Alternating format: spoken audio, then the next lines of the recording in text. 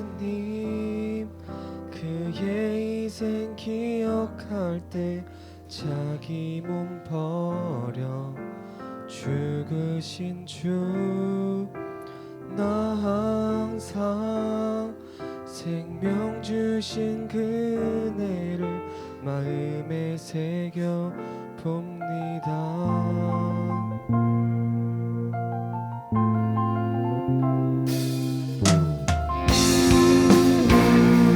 우리 다 같이 선포합시다. 예수님 그의 희생 기억할 때 자기 몸 버려 죽으신 주 항상 생명 주신 그네를 마음에 새겨 봅니다. 마음에 새겨 봅니다. 주 달리신 십자가를 내가 볼 때 주님의 잠이 내 마음을 감속해 주께 감사하며 내 생명 주께 드리네. 우리 처음부터 다시 찬양합시다. 나 이제 저 높은 곳에 앉으신 하늘과 땅의 왕 되신 주 나 이제 놀라운 구원의 은혜 높여 찬양하리라. 높여 찬양하리라.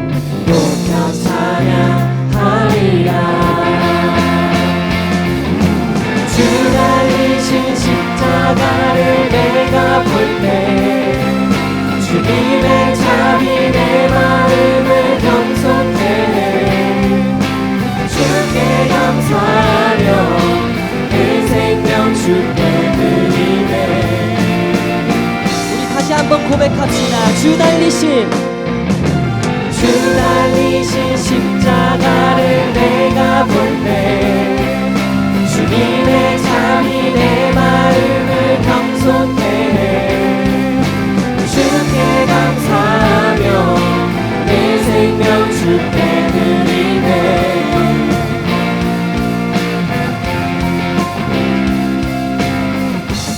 우리 다 같이 선포합시다. 감사드리리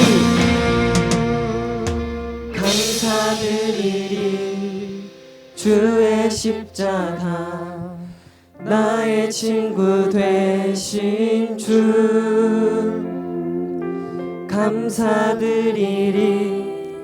주의 십자가 나의 친구 되신 주 감사드리리. 주의 십자가 나의 친구 되신 주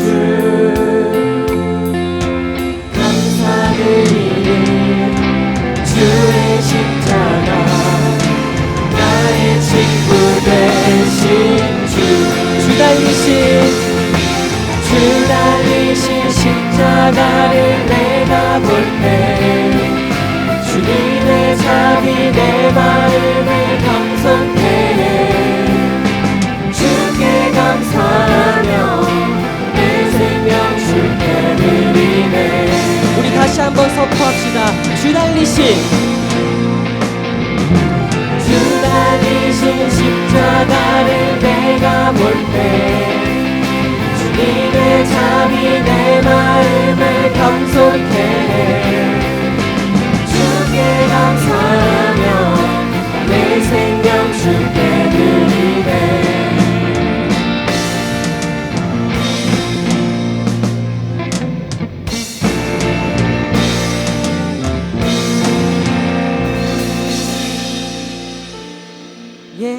예배합니다. 찬양합니다. 주님만 날 다스리소서. 예배합니다. 찬양합니다. 주님 홀로 높임 받으소서. 우리 다 같이 예배합니다. 예배합니다. 찬양합니다. 주님만 날 다스리소서. 예배합니다. 찬양합니다. 주님 홀로 높이 받으소서. 찬양받기에 합당하신 주님, 오늘도 생명 되신 주님을 찬양합니다. 할렐루야.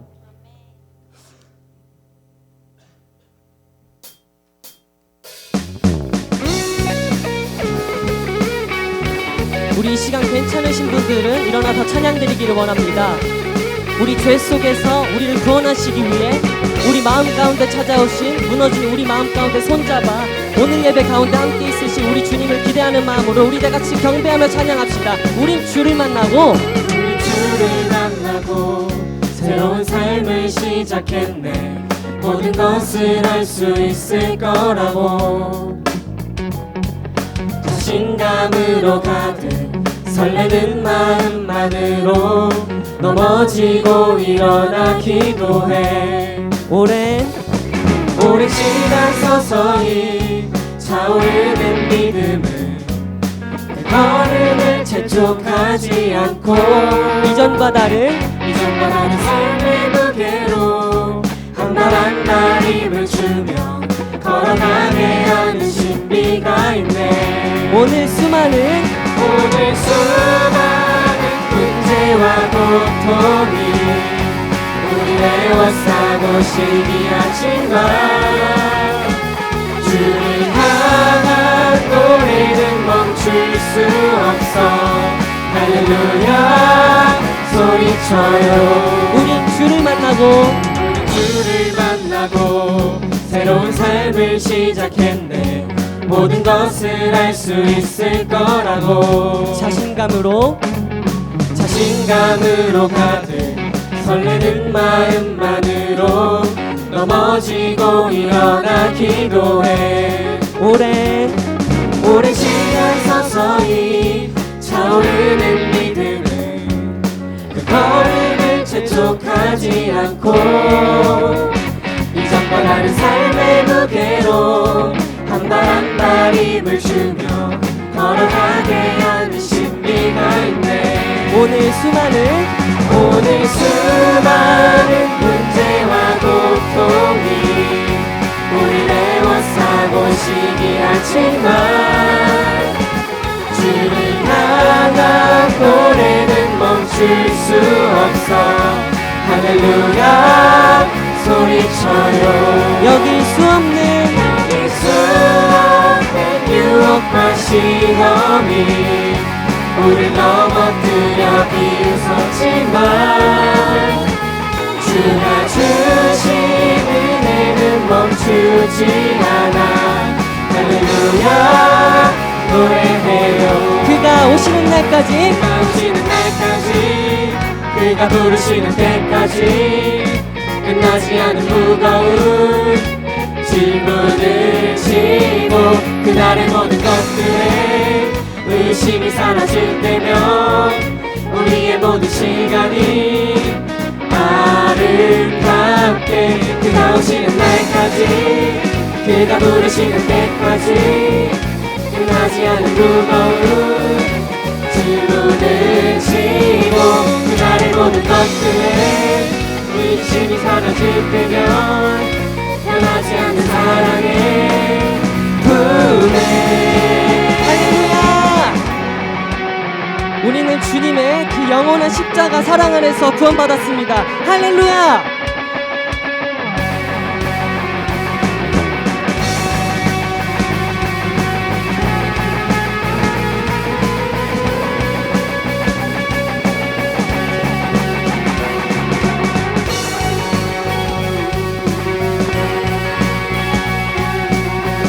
다 같이 입술로 선포합시다. 오늘 수많은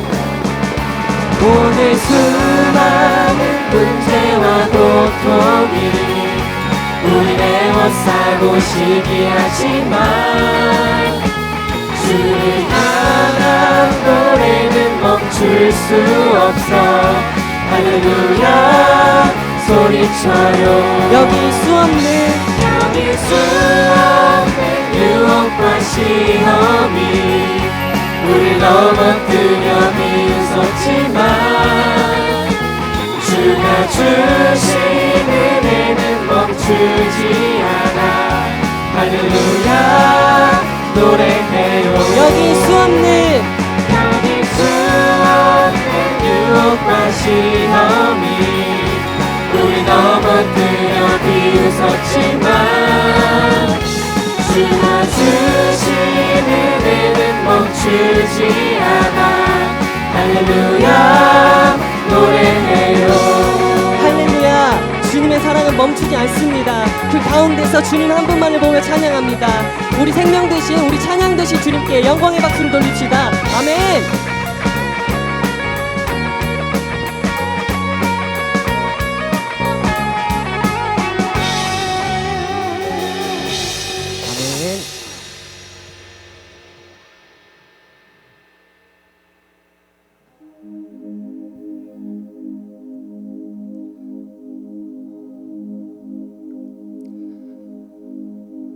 내 안에 주를 향한 이 노래 영원한 노래 있으니 날 향한 주님의 크신 사랑 영원히 찬양하리라. 내 안에 주를 향한 이 노래 영원한 노래 있으니 날 향한 주님의 크신 사랑 영원히 찬양하리라. 영원히 찬양하리라.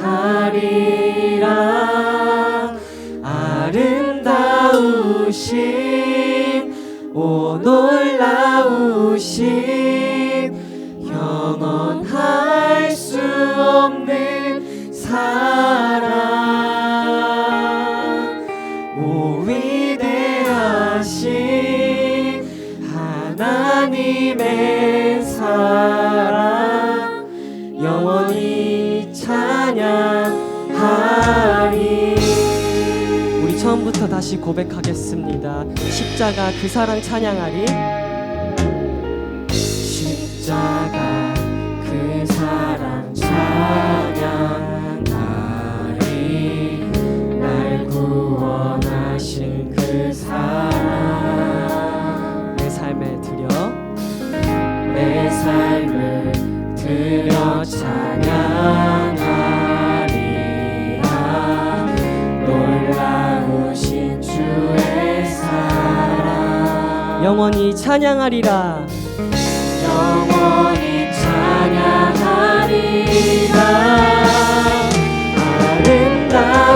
아름다우신 오 놀라우신 영원할 수 없는 사랑 오 위대하신 하나님의 사랑 영원히 찬양하리.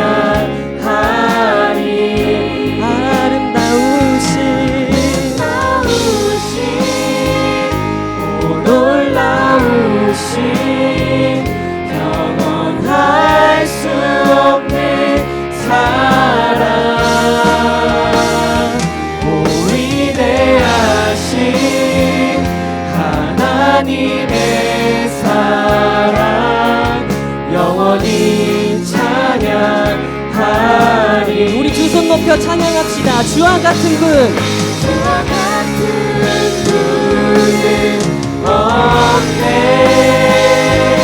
이 세상 그 누구도 주와 같은 분은 없네. 누구도 이길 수 없네. 다시 한번 선포합시다. 주와 같은 분, 주와 같은 분은 없네. 이 세상 그 누구도 주와 같은 분은 없네. 누구도 이길 수 없네. 아름다우신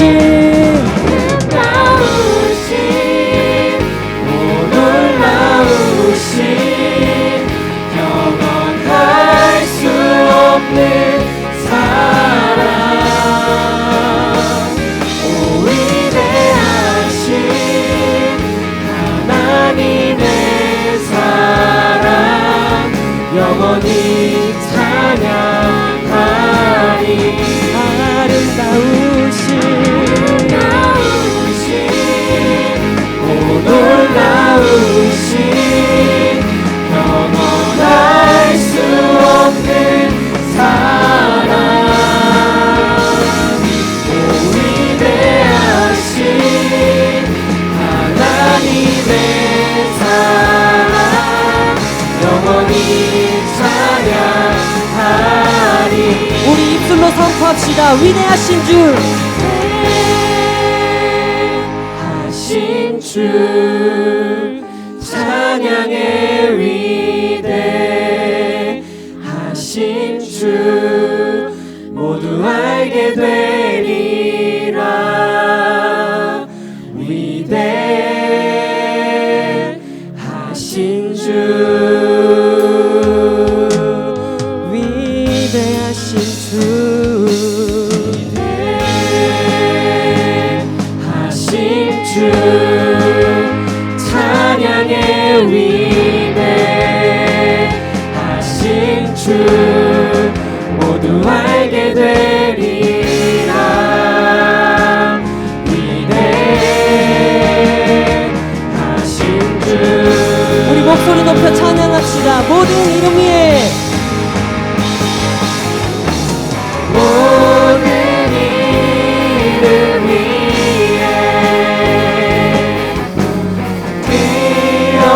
뛰어나신 이름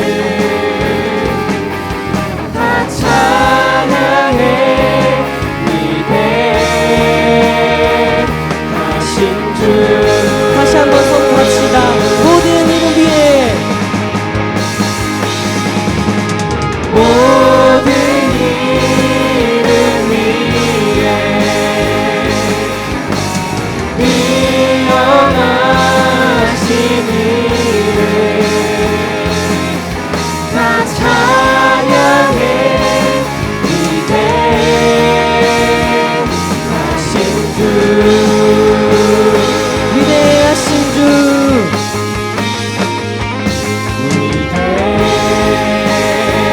위대하신 주 찬양의 위대하신 주 모두 알게 되리라. 위대하신 주 위대하신 주, 하신 주 찬양의 위대하신 주 모두 알게 되리라. 위대하신 주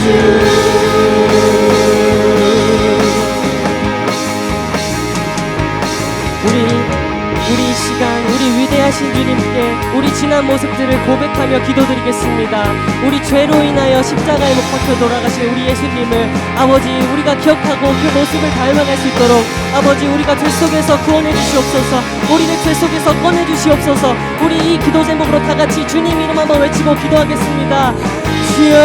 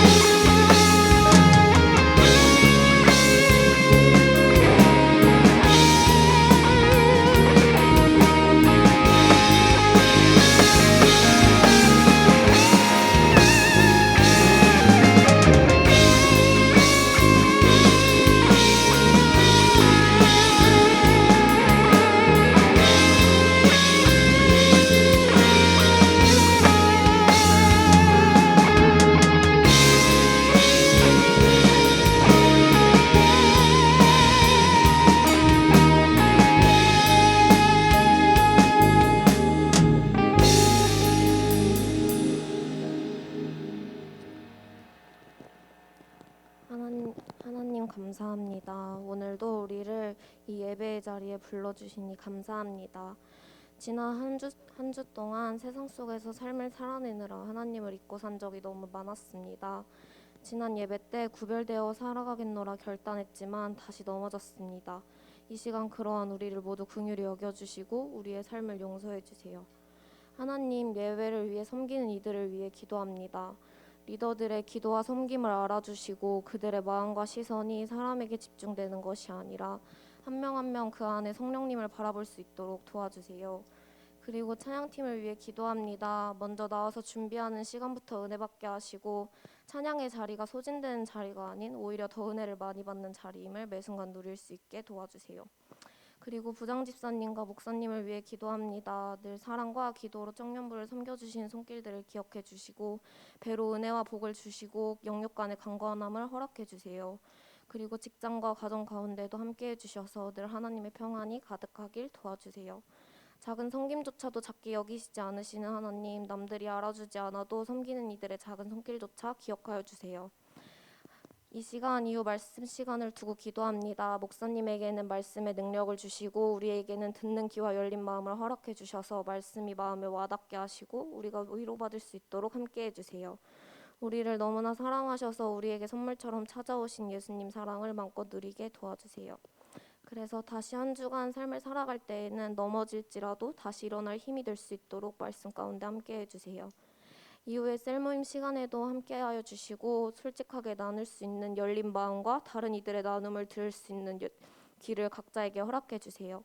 모임을 이끄는 리더들에게도 하나님 함께하셔서 하나님의 마음을 세런들에게 전할 수 있도록 도와주세요. 이 시간 남은 예배 시간을 주님께 맡겨드리며 사랑이 많으신 예수님의 이름으로 기도드렸습니다.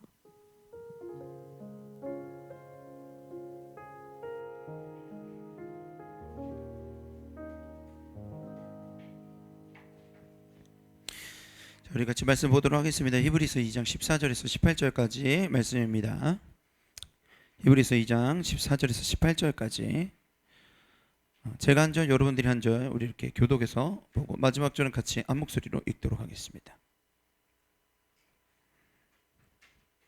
히브리서 2장 14절에서 18절까지 말씀입니다. 목사님 먼저 읽도록 할게요. 자녀들은 혈과 육에 속하였음에 그도 또한 같은 모양으로 혈과 육을 함께 지니심은 죽음을 통하여 죽음의 세력을 잡은 자 곧 마귀를 멸하시며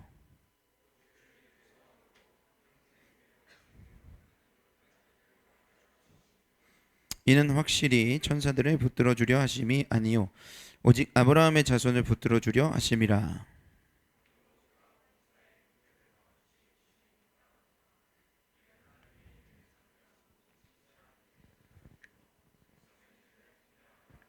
우리 같이 읽겠습니다.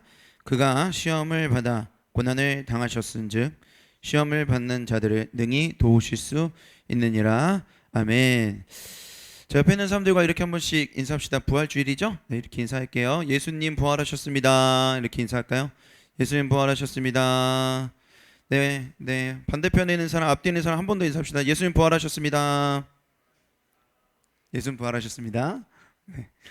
자, 오늘은 부활주일입니다. 예수님의 부활에 대해서 같이 말씀 나누고자 하는데요. 자, 목사님도 20살이었을 때가 있었겠죠? 네, 목사님 20살이었을 때 목사님은 이제 신학생이었습니다. 총신대학교 신학생 1학년 신입생으로 이제 들어갔는데 어느 날 딱 요맘때쯤이었습니다. 고난주간 때쯤에 그 신학과 선배 형들이 저를 불러서 야 고난주간인데 같이 우리 영화 한 편 보자 이렇게 얘기를 하더라고요. 그래서 고난주간인데 무슨 영화를 보나 해가지고 같이 밤에 만나자고 해가지고 그 학과 방이 있거든요. 학과 방에서 갑자기 딱 들었더니 어두운 조명인 거예요. 일단 느낌이 딱 그렇죠. 어두운 조명이에요. 그래서 딱 들어갔더니 아니나 다를까 패션 오브 크라이스트를 보여주더라고요. 여러분 패션 오브 크라이스트 영화 아시나요?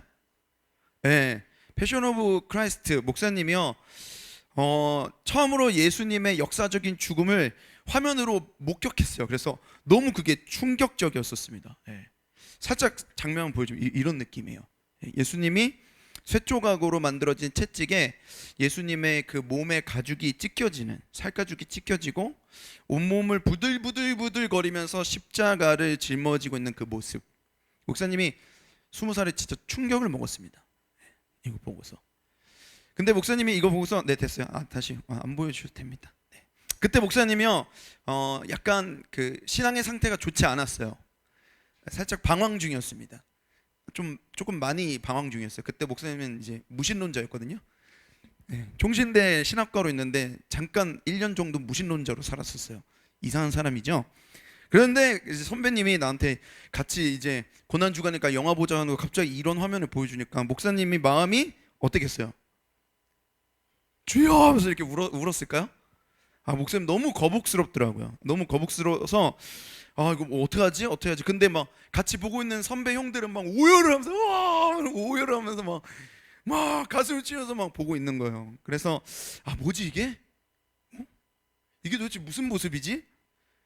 이 형들이 뭔가 억지로 감정을 쥐어짜내는 것만 같다는 생각이 막 드는 거예요. 그래서 내가 지금 이렇게 생각하는 게 맞나? 나 지금 사탄에게 유혹당하고 있나? 나 이런 생각 시험 들었나? 막 별 생각 다 하면서 목사님이 거기서 너무 마음과 생각이 답답해서 자리를 박차고 나왔어요. 다 끝까지 못 보고 영화를, 목사님 영화를 좋아해서 웬만하면 그렇게 안 하는데 영화를 중간에 박차고 나와가지고 기숙사로 도망을 갔었던 기억이 아직도 생생합니다.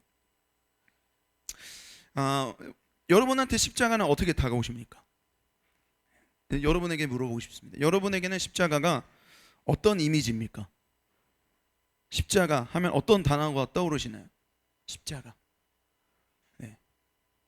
서경이 십자가 하면 어떤 단어 딱 떠올라요? 네? 사랑. 사랑 좋아요. 그 뒤에 있는 지훈이 십자가 하면 무슨 단어가 떠올라요? 예수님 뭐요? 예수님 사랑? 예수님 사랑. 네. 한 번도 안 시켜봤던 사람 시켜봐야지. 서균이 십자가 하면 어떤 단어가 떠올라요?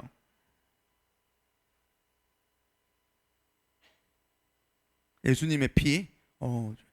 나연이는 십자가 하면 딱 어떤 단어 떠오르나요? 예수님.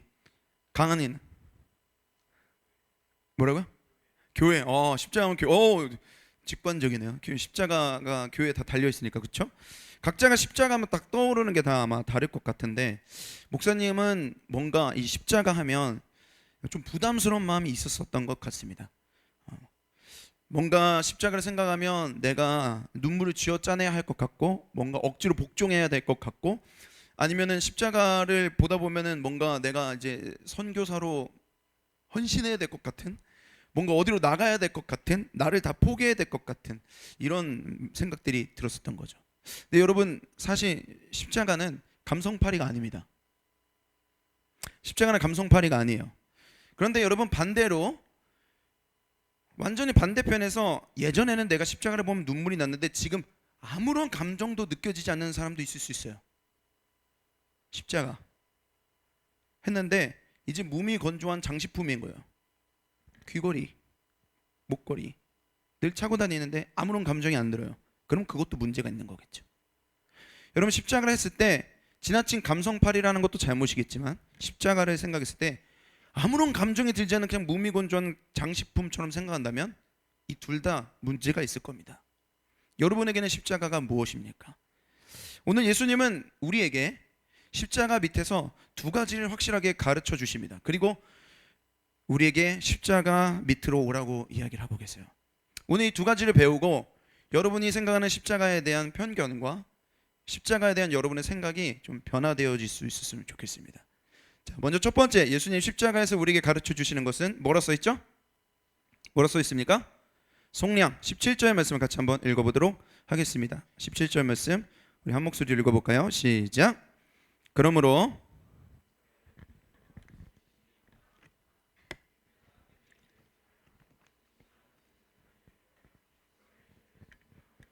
자, 예수님이 대제사장이 되어 백성의 죄를 뭐 하려 하심이라? 속량하려 하심이라. 자, 속량은 뭘까요? 속량. 네, 속량 뭐라 써 있죠? 어진아, 속량 뭐라 써 있죠? 네, 속량은 돈으로 뭐가 되는 것? 자유인이 되는 것을 이야기합니다. 이 속량이라는 단어는요, 조선시대 때 쓰였던 단어입니다. 조선시대 때는 신분제죠. 그렇죠? 그럼 양반이 있으면 양반 밑에 뭐가 있죠? 양반 밑에 뭐가 있었어요? 평민 있고, 평민이 있었어요? 그걸 평민이라고 하나요? 어쨌든 극한 이렇게 대조를 이루는 건 양반이 있으면 뭐가 있어요? 노비가 있었죠. 노비. 그러니까 이 속량이라는 단어 어디 쓰였냐면, 노비가 양반이 되기 위해 이 양반이라는 신분을 뭐로 사는 거야? 네, 거액의 돈으로 양반이 되는 것. 이거를 조선시대 때는 속량이라고 했습니다. 그러니까 돈으로 내가 자유인이 되는 거야. 노비였을 때는 종으로 살았지만 내가 양반이 되고 나면 아무도 날 터치하지 않는 자유인이 되는 거죠. 그래서 여러분, 속량은요, 따라해 봅시다. 해방. 한 번 더, 해방. 이 속량은 해방된다는 의미를 가지고 있습니다. 내가 자유해진다라는 의미를 가지고 있어요. 자, 그렇다면 십자가에서의 속량은 뭘까요? 조선시대의 속량은 우리가 배웠잖아요. 십자가에서의 속량은 뭘까요? 십자가의 속량. 십자가에서의 속량은 예수님이 십자가에서 자기 목숨 값으로 우리를 해방시켰다는 거예요. 예수님이 돈이 아니라 자기 목숨 값으로 우리를 해방시켰다. 어디에서? 죄의 노예에서 자유한 하나님의 자녀로 해방시켰다. 이해되시나요? 자, 예수님이 우리를 그렇게 해방시켰는데 어떻게 해방시키셨는가? 이게 중요합니다. 자, 한번 따라해 볼까요? 형제들과 같이 되심. 다시 한번, 형제들과 같이 되심. 예수님이 우리를요, 죄의 노예에서 자유인으로 해방시키시는 그 일을요, 어떻게 하셨냐면 우리와 똑같은 형제가 되시면서, 특별히 예수님은 장손이라고 보면 돼요. 마다들이라고 보면 됩니다. 목사님이 이제 제자반하면서 종종 드는 비유인데, 자, 한번 목사님 똑같은 비유를 들어보겠습니다. 여러분 깜짝 놀라시겠지만, 자, 우리가 한 가족이라고 칩시다. 한 70명 있는데 말이 안 되죠? 그러면 친척이라고 칩시다. 네, 가문이라고 할까요? 가문? 자, 한 가문이에요. 가문. 윤씨 가문. 니네 다 이제부터 윤씨야. 나 윤송구, 윤태원, 이렇게 윤송 이렇게 되는 거겠죠? 다 윤씨예요. 자, 그런데 이제 가문인데 목사님이 이 윤씨 가문의 장손이에요. 장손이에요. 그리고 목사님이 여러분들보다 나이가 이상하게 월등하게 많아요. 내가 지금 37이니까 여러분 이제 20살부터 26 사이에 있잖아요.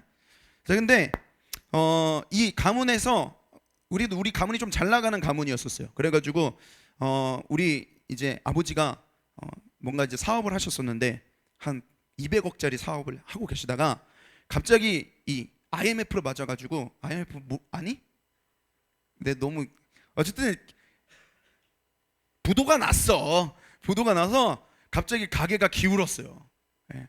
근데 내가 그때가 딱 이제 대학교 입학할 20살 정도 됐어. 내가 20살이면 너네들 나이가 몇 살이야? 여기서 17살 빼보세요. 다 자기 나이에서. 그러면 대부분 뭐 유치원 아니면 이렇게 나이 차이 많이 나? 유치원 아니면 뭐 이제 초등학교 1, 2학년 뭐 이 정도 될 거 아니에요. 그쵸? 근데 목사님이 다 생각해보고 나니까 여기 한 내 밑에 이제 친동생들, 친척들, 뭐 조카들, 사촌들 있는데 생각해보고 나니까 다 너무 어린 거야. 근데 이게 이제 이렇게 가게가 기울었으니까 이러면 안 되겠다 싶어가지고 목사님이 서울대를 합격했는데 이러면 안 되겠다. 서울대 때려치우고 빨리 내가 돈을 벌어야지 해서 막 막노동부터 시작해가지고 막 열심히 일을 해가지고, 그래서 목사님이 자수성가를 했다 치자. 그래서 목사님이 나중에 한 40대 정도 됐어. 그래서 막 다시 빚도 갚고, 그리고 이제 목사님이 어엿하게 이제 집에 있었던 모든 그 부채도 다 갚고. 근데 목사님 이제 결혼은 못했어. 노총각이죠. 노총각으로 살아요. 근데 목사님 이제 너네만 보면 기분이 좋은 거야. 왜냐면 다 그래도 이제 대학교 보내고 이제 뭐 등록금 내고 하니까 이제 잘 됐다. 이제 잘 해결됐다. 우리 이제 윤 씨 가면 이제 잘 됐다. 이렇게 생각하고 있어. 자, 이렇게 가정을 해봅시다. 알고 있어. 너네들 표정 다 말이 안 된다는 표정을 짓고 있는데, 자, 이런 질문을 할게요. 자, 그러면은 목사님이 그렇게 열심히 해가지고 이 빚을 다 갚았다고 칩시다. 그러면은 여러분들이 빚쟁이에게 시달릴 일이 앞으로 있어요, 없어요? 없죠. 우리 집에 딱 들어왔는데 압류하는 그 빨간 딱지 붙어 있는 꼴을 볼 일이 있어요, 없어요? 없죠. 고생은 누가 했어요? 고생 누가 했어? 내가 했어. 고생은 내가 뼈 빠지겠죠. 그런데 그 자유를 누가 누려요? 그 자유를 누가 누려요? 여러분이 누리죠. 여러분이 한 게 있어요, 없어요? 없어요. 근데 여러분이 왜 그 혜택을 누려요? 윤씨 가문이니까. 내가 빚을 갚았지만 여러분이 윤씨 가문이고 여러분이 같은 한 형제니까. 희생은 맏아들이 했지만 자유는 온 형제가 같이 누리는 거예요. 여러분, 이게 십자가의 속량입니다. 이게 십자가의 속량이에요. 예수님이 맏아들이 되셔서 십자가에서 빚을 다 갚으셨어요. 그래서 여러분, 예수님 때문에 여러분이 십자가 앞에서 쫄 게 없고 두려울 게 없는 거예요. 십자가 앞에서 내가 어떤 자유를 얻게 된 사람인지를 늘 확인하는 게 십자가의 자리입니다. 여러분, 자유해졌다고 하는데 특별히 어디로부터 자유해졌느냐? 갈라디아서 3장 13절 말씀을 우리 같이 한번 읽어보도록 하겠습니다. 갈라디아서 3장 13절, 우리 한 목소리 읽어볼까요? 자, 우리 고개를 들고 읽어보겠습니다. 시작.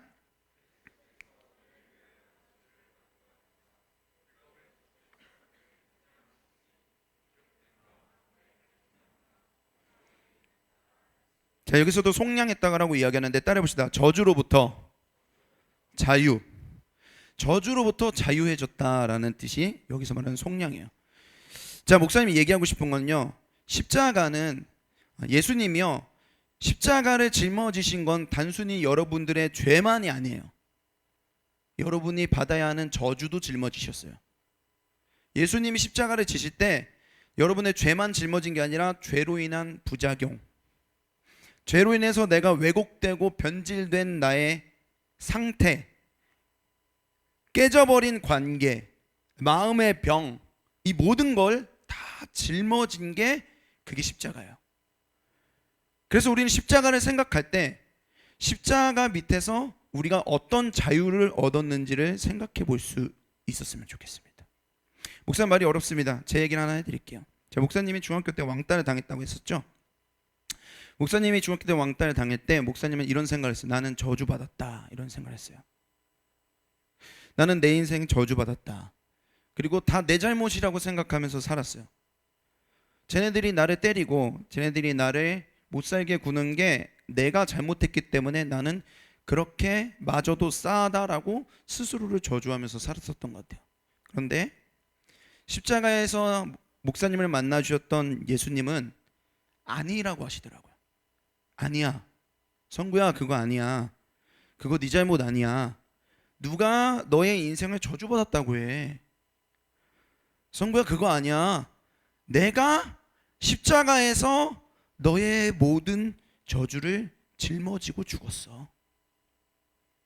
내가 너의 저주를 짊어지고 죽은 거야. 그러니까 십자가 앞에서 너는 살아라. 너는 살아라. 축복받은 하나님의 자녀로 다시 살아라. 너는 저주받은 인생이 아니다.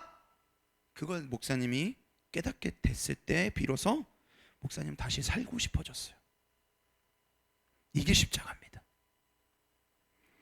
목사님이 5년 전에 사역을 하다가 탈진하게 됐었어요. 목사님 잘못한 게 많았어요. 욕심이 너무 앞섰다 보니까 사역을 너무 잘못을 많이 했어. 서툴렀어. 그래서 목사님 때문에 함께 사역했던 제자들, 교사들도 상처받고 떨어져 나가는 상황들이 생겼어요. 목사님 너무 비참하더라고요.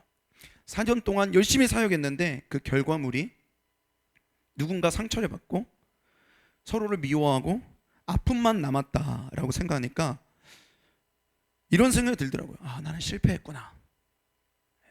난 사람 살리려고 사역을 시작했는데 나는 실패했구나. 이제 그만해야겠다. 더 할 수가 없겠다. 목사님 이런 생각이 들었었던 때에 그때도 똑같이 예수님이 십자가 밑에서 목사님에게 이야기해 주셨어요. 성구야, 누가 너의 사역을 실패했다고 할 수 있겠어? 성구야, 네가 실패를 무한히 반복할 수 있지만 내가 너의 실패를 무한히 짊어지고 십자가에서 죽은 거야. 여러분, 십자가는 여러분의 실패를 짊어지고 가신 게 십자가입니다. 그러니까 너는 실패한 인생이 될 수 없어. 두고 봐라. 네가 지금은 실패한 것처럼 보이는 너의 마음의 상처 조각을 내가 반드시 바꿔서 내가 이걸 간증으로 사용할 거야. 너의 상처를 바꿔서 내가 별이 되게 할 거야. 내가 너의 실패를 바꿔서 누군가에게 위로가 되게 할 거야. 십자가 밑에서 비로소 목사님은 이게 저주가 아니구나, 이게 실패가 아니구나, 이게 상처가 아니구나, 이게 아픔이 아니구나, 이거를 예수님이 다 짊어지고 가셨구나. 그러니까 나는 다시 일어나는 거구나 라는 걸 목사님이 깨닫게 되었던 거예요. 여러분, 십자가는요 감성파리가 아닙니다. 실제로 나의 연약함을 짊어지고 가셨던 역사적인 사건이 실제 일어났던 사건이에요, 십자가가. 그러니까 여러분, 십자가 밑으로 가세요. 이상한 데 가지 마시고, 다른 데 가서 위로받지 마시고 십자가 밑으로 가세요. 그리고 보세요. 예수님의 어깨에 무엇을 짊어지고 계시는지, 여러분의 무엇을 짊어지고 계시는지 한번 바라보세요. 예수님의 어깨에 여러분의 상처가 있을 수 있고, 아픔, 고난, 비교의식, 나의 실패와 실수, 내가 변명의 여지가 더 이상 없는 내가 반복하던 범죄, 끊지 못하는 중독, 조급함, 우울함, 분노와 공황과 나의 마음의 아픔까지. 십자가는 동화 속 이야기가 아닙니다. 여러분의 모든 허물을 짊어지고 간 겁니다. 예수님이 십자가를 짊어지실 때 여러분의 용모 단정하고, 여기 지금 다 오셨을 때 얼마나 다 깔끔하게 입으셨어요. 여기 올 때 얼마나 이쁜 옷 골라 입고 오셨어요. 이쁘고 아름다워요. 그런데 예수님은 그런 여러분의 이쁘고 아름다운 모습을 짊어지고 십자가를 죽으신 게 아니에요.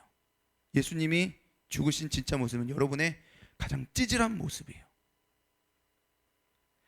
예수님이 십자가를 짊어지신 여러분의 모습은 가장 실망스럽고 용서할 수 없고 용서하고 싶지 않고 가장 최악이고 루저 같은 여러분의 숨기고 싶은 그 모습을 짊어지신 게 십자가예요. 그리고서 죽으시고 이야기하세요. 뭐라고 하시냐면, 내가 죽으니까 너는 살아라. 너는 살아라. 아직 우리의 몸 안에 남아있는 옛 습관들이 있을 수 있죠. 아직 벗어나지 못한 그런 습관들이 있을 수 있어요. 그러나 속지 말아라. 너는 더 이상 그것들의 노예가 아니야. 너는 더 이상 노예가 아니야. 너는 나와 한 형제이잖아. 너는 한 가족이야. 그러니까 일어나. 내가 너에게 준 그 자유를 붙들고 다시 살아라. 이게 십자가예요. 두려워하지 말라고, 겁내지 말라고 십자가 밑에서 예수님이 응원하시는 거예요. 여러분, 거기에 진짜 든든함이 있어요. 십자가 밑에 진짜 든든함이 있고, 거기에 안전함이 있고, 진짜 기쁨이 있고, 여러분의 잃어버린 자존감이 있고, 무너진 정체성이 있고, 여러분을 다시 살릴 수 있는 힘이 십자가에 있어요. 내가 살아가야 할 이유가 십자가에 있어요. 다른 데 없어요. 다시 한번 여러분에게 물어보겠습니다. 여러분에겐 십자가의 감동이 있으십니까? 십자가의 감동이 있으십니까? 혹시 왜 그 감동이 사라졌습니까? 십자가, 나 예전에 나 눈물 흘렸는데 왜 그 감동이 사라졌을까요? 목사님, 곰곰이 이번 한 주 고난주간 때 고민했거든요. 하나님이 딱 한마디 하시더라고요. 너 십자가 꼭대기에 올라가 있어. 이제 내려와. 우리가 왜 십자가가 감동이 안 되는 줄 알아요? 십자가 꼭대기에 올라가가지고 내가 십자가 다 한다는 이 교만하게 밑을 내려다보는 거예요. 어디 한번 해보십시오. 해보십시오. 우리가 그러는 거예요. 근데 예수님 말씀하세요. 내려와서 다시 십자가 밑으로 와라. 그리고 나를 봐라. 내 어깨에 내가 너를 위해 뭘 짊어지고 있는지 한번 바라봐라. 여러분, 그게 십자가를 바라보는 거예요. 날마다 달라요. 예수님의 어깨에 나 때문에 짊어지고 계시는 게요, 매일매일 달라요. 그 말은 십자가는 매일매일 새롭다는 거예요. 여러분 십자가를 아십니까? 정말 아십니까? 십자가는 여러분을 자유롭게 하는 속량입니다. 거기에서 비로소 여러분이 해방되어져요. 두 번째, 예수님 십자가를 통해 우리에게 말씀해 주시는 것은, 따라해 봅시다. 승리. 한 번 더, 승리. 두 번째로 예수님이 십자가에서 우리에게 가르쳐 주시는 것은요, 죽음에 대한 승리입니다. 무엇에 대한 승리? 죽음에 대한 승리. 자, 목사님이요 예전에 4년 정도 호스피스 그 봉사를 했었습니다. 호스피스 알아요? 호스피스 영서 알아? 호스피스? 뭐야? 뭐라고 그랬어 어지나? 뭐라고? 아, 봉사, 맞아요. 봉사하는 거죠. 맞아요. 봉사하는 거요. 목사님 호스피스를 4년 정도 했었는데, 이 호스피스 병동에는 암으로 투병을 오랫동안 하시다가 이제 마지막으로 생을 마감하려고 하시는 환자분들이 입원하는 병동이 호스피스 병동이에요. 그러니까 호스피스 병동에 한번 들어오면 나가는 일이 있어요, 없어요? 네, 없어요. 이제 죽으시는 거예요. 돌아가시는 거죠. 여러분, 굉장히 다양한 사람들이 들어와요. 목사님이 4년 동안 호스피스 병동에서 봉사하면서 느낀 게 참 많았는데, 여러분 정말 다양한 사람이 들어옵니다. 날고 기던 정치인들도 거기 다 들어와요. 교수님 들어와요. 종교인 들어와요. 노인도 들어오고요. 목사님 봤던 제일 어린 사람은 20살 여자애도 있었습니다. 희귀암 걸려서 거기 들어오면 이제 생을 마감해요. 20살 여자애 있었어요. 목사님은 여러분에게 얘기하고 싶은 게 뭐냐고요? 죽음에는 예외가 없습니다. 다 죽어요. 여러분, 죽음은 절대 피할 수 없습니다. 그래서 기억하세요. 사탄이 우리를 지배하려고, 우리를 뒤흔들려고 쓰는 가장 큰 무기가 죽음이에요. 죽음 앞에 우리를 두려워하게 만들고, 죽음 앞에 우리의 무능함과 철저한 무기력을 겪게 해요. 사단이 할 수 있는 게 없어, 죽음 앞에. 그래서 어떻게 살아요, 사람들이요? 죽음을 좋아하는 사람들은 거의 없잖아요. 어떻게든 죽음을 미루려고 하잖아요. 건강 챙겨요. 내가 가지고 있는 돈과 권력을 쏟아부어가지고 어떻게든 죽음을 미루려고요. 막 다이어트 하시고 운동하고 막 식단 관리하고, 이번 주도 헬스장 다 가셨잖아요. 가신 분도 막 있잖아요, 그렇죠? 막 식단 관리하고, 나 이런 거 먹으면 안 되는데, 이러면 안 되는데 하면서 또 열심히 먹고 있잖아요, 그렇죠? 피부 막 미용 관리 막 하면서 안티 에이징 막 이러면서 온갖 연구들 하면서 어떻게든 젊게 살려고 하잖아요. 왜요? 죽음을 미루는 거예요. 어떻게든 우리는 이 죽음을 미뤄요. 이 죽음은 나를 두렵게 하는 것. 목사님이 호스피스 환자들의 반응도 많이 봤는데 굉장히 반응이 다양합니다. 이제 죽음을 앞두고 있는 사람들이잖아요. 침착하게 이 죽음을 받아들이시는 분들도 덜어 계시지만 대부분은 부정해요. 아니면 저항해요. 소리 지르시는 분들도 많아요. 밤마다 병세가 심해지니까 이제는 이제 선망이 보여요. 선망이라고 해가지고 이제 이상한 게 보이는 거죠. 밤마다 환청이 들려요. 그럼 막 괴로워하면서 막 소리 질러요. 이게 호스피스 병동의 전반적인 분위기예요. 근데 목사님이 그 병동에서 정말 기억에 남는 한 분이 계시는데, 목사님이 이제 호스피스 병동에 가면은 대부분 해드리는 돌봄은 기도를 해드려요. 나는 목사니까 가서 이제 기도를 해드리는데, 그날도 목사님이 기도해드리려고 배정을 받았던 한 할아버지가 계셨습니다. 그래가지고 그 할아버지 찾아뵈서 이제 기도를 해드리려고 하는데, 그분이 이제 휠체어에 이렇게 앉아서 이렇게 푹 수그리고 이러고 있으셨어요. 온몸에 힘이 하나도 없으신 분이셨어요. 여러분, 호스피스 오시면 진짜 뼈만 남아 있습니다. 너무 이렇게 정말 손가락 하나 까딱할 힘이 없이 이렇게 겨우 숨을 가지고서 고통스러워하시는 그분에게 가서 내가 뭐라고 기도를 해드려야 할까 싶어서 손을 이렇게 잡고서, 할아버지 기도해드려도 될까요? 그래서 기도해드리려고 손을 딱 잡았어요. 그리고 목사님이 기도해드리기 전에 항상 하나님께 여쭤봐요. 하나님, 제가 이분을 위해서 뭐라고 기도를 해드려야 될까요? 제가 오늘 기도해드리는 게 어쩌면 이분의 인생의 마지막일 수 있는데 제가 이분을 위해 뭐라고 기도를 해드릴까요? 항상 제가 하나님께 여쭤봐요. 근데 그날 하나님이 저에게 내기를 의심하는 말씀 하시더라고요. 뭐라고 하냐면, 성구야, 지금 이 할아버지가 너를 위해 기도해주고 있어, 이렇게 얘기해 주시더라고요. 되게 충격이었어요. 지금 나는 이분을 위해 기도해 주려 왔는데 기도를 받아야 하는 이분이 나를 위해 기도해 주고 있다는 거예요. 그래서 그게 무슨 말이죠? 그래서 기도를 해드리는데 그게 느껴지는 거예요. 진짜 이 할아버지가 말 한마디 하지 않았고 표정 하나 바뀌지 않는데 내 손을 꼭 잡고 기도해 주는 게 막 느껴져요. 그 표현할 수 없는 그 느낌이 있어요. 막 갑자기 이렇게 막 이렇게 뭐 짜찡하면서 전율이 와요. 진짜 나를 위해 기도해 준다는 확신이 드니까 목사님이요, 이분을 위해 기도할 때 이전에는 해드리지 않았던 기도를 하더라고요. 무슨 기도냐면, 하나님, 이분이 남은 호흡이, 마지막 호흡이 끝날 때까지 하나님 사랑하다가 가게 해주세요, 이렇게 기도를 하더라고요. 하나님, 이분이 비록 돌아가시지만 하늘의 소망을 가지고 살아갈 수 있게 해주세요. 여러분 이렇게 다 기도 안 해요. 대부분 기도할 때 하나님, 이분이 빨리 낫게 해주세요, 이렇게 기도하고 이분의 가족들이랑 화목하게 해주세요, 이런 기도를 해요. 근데 막 나도 모르게 막 그런 신앙적인 고백을 하는 거예요. 막 나도 눈물이 나더라고. 그러고 난 다음에 딱 끝냈는데 옆에 간병을 해주시던 그 자녀분께서 이야기해 주세요. 뭐라냐면, 이분이 장로님이래요. 그리고 평생 하나님만 사랑하면서 살아오셨던 분이라고 하더라고요.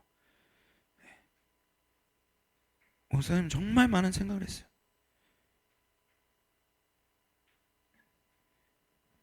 여러분, 그리스도인이 죽음을 맞닥뜨리게 되었을 때 우리는 어때야 하는 걸까?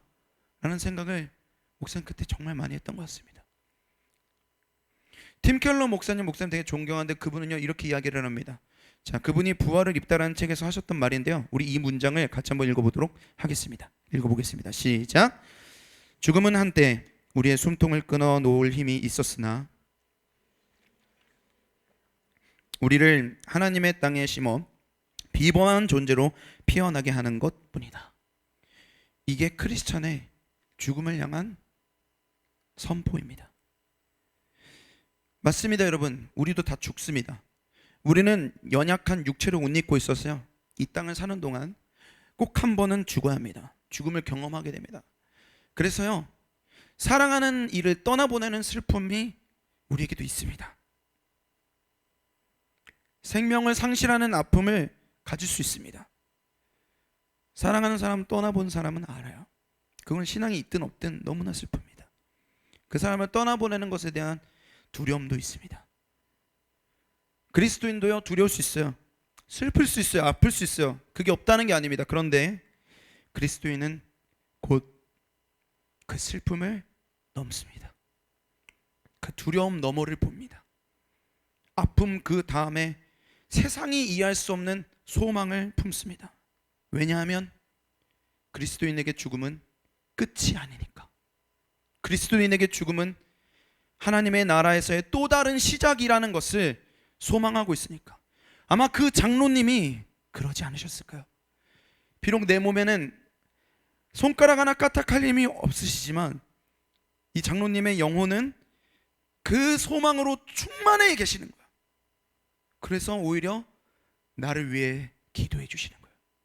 축복해 주시는 거예요. 뭐라고 기도했는지 나도 몰라. 나중에 내가 천국 가면 여쭤봐야겠죠. 뭐라고 기도해 주시는지. 근데 여러분에게는 이 소망이 있으십니까? 이 소망이 있으십니까? 오늘 성경은 이야기합니다. 우리 14절 15절 말씀을 같이 한번 읽어보도록 할까요? 14절 15절 한 목소리로 읽어보도록 하겠습니다. 시작. 자녀들은 혈과 육에 속하였음에 그도 또한 같은 모양으로 혈과 육을 함께 지니심은 죽음을 통하여 죽음의 세력을 잡은 자 곧 마귀를 멸하시며 또 죽기를 무서워함으로 한평생 매어 종노릇하는 모든 자들을. 여러분, 예수님이 맏아들이 되셔서 우리 가문의 빚을 해결한 것만 한 게 아니에요. 예수님이 맏아들로서 우리의 가문에 정말 한 건 빚만 해결한 게 아니라 예수님은 우리의 죽음의 문제를 해결하세요. 예수님이 십자가에 달려 돌아가신 것은요, 하나님으로서 달려 죽으신 거예요. 여러분, 죽음은 하나님을 가둘 수 없습니다. 죽음은 하나님을 가둘 수 없고 하나님 앞에 있는 죽음은 무력합니다. 절대 죽음이 하나님을 이길 수 없습니다. 예수님이 우리로서, 우리를 대신해서 죽으셨지만 하나님으로서 죽음을 뚫고 다시 살아나셨어요. 그게 부활입니다. 사탄의 가장 큰 무기인 죽음을 짓밟으십니다. 그리고 말씀하세요. 형제들이여, 두려워하지 마십시오. 안심하십시오. 고생은 내가 했지만 여러분이 자유를 누릴 것입니다. 여러분과 예수님은 한 가족이니까 그 죽음으로부터의, 두려움으로부터의 자유함을 누리게 되는 거죠. 고린도전서 15장 20절 말씀 우리 같이 한 목소리로 읽어보도록 하겠습니다. 한 목소리 읽겠습니다. 시작. 그러나 이제 그리스도께서 죽은 자 가운데서 다시 살아나사 잠자는 자들의 첫 열매가 되셨도다. 여러분, 예수님이 장손으로 첫 열매요. 다시 살아난 부활의 첫 열매. 그러면 한 가족이 된 여러분에게는 두 번째 열매, 세 번째 열매, 네 번째 열매, 다섯 번째 열매, 70번째 열매, 여러분이 다 그 열매를 맺을 거라고 우리는 이제 확신을 하게 되는 거죠. 그러니까 여러분 기억하세요. 따라해 볼까요? 십자가는 승리다. 다시 한번, 십자가는 승리다. 예수님이 무능해서 십자가 진 게 아니에요. 어쩔 수 없어서 십자가 진 게 아니에요. 사탄도 그렇게 생각했어요. 이 예수를 죽이기만 하면 끝나지, 죽여야지, 그래야 이 지긋지긋한 예수쟁이들이 다 무서워서 도망가겠지. 예수를 죽여야 예수한테 실망하고 실족하면서 다 흩어지겠지. 그러면서 예수를 십자가에 못 박아 죽였을 때 사탄과 종교 지도자들은 기뻐 날뛰었을 거예요. 아, 우리가 이겼다고. 그런데 십자가는 실패가 아니에요. 십자가는 하나님의 계획대로 된 것입니다. 십자가는 하나님의 계획대로 된 것이에요. 사단의 가장 큰 무기인 죽음을 무력화시키기 위한 역전이었습니다. 이 사실을 아는 그리스도인은요, 이렇게 고백합니다. 우리 고린도전서 15장 55절 57절 말씀 우리 같이 읽어보고 마치도록 하겠습니다. 우리 한 목소리로 읽어보겠습니다. 시작. 사망아, 너의 승리가 어디 있느냐? 사망아, 내가 쏘는 것이 어디 있느냐? 우리 주 예수 그리스도로 말미암아 우리에게 승리를 주시는 하나님께 감사하나니. 우리는 죽음을 조롱하는 거예요. 해방되었으니까, 자유해졌으니까. 말씀을 마치겠습니다. 여러분, 십자가로 가십시오. 십자가 밑으로 가세요. 자꾸 여러분 위로 받겠다고, 문제 해결 받겠다고 헛된 사람들한테 가지 말고, 헛된 장소에 가지 말고, 헛된 우상 찾지 마세요. 거기에 절대 해결책 없습니다. 거기에 여러분의 위로 없습니다. 사람이 여러분을 위로해 주지 못합니다.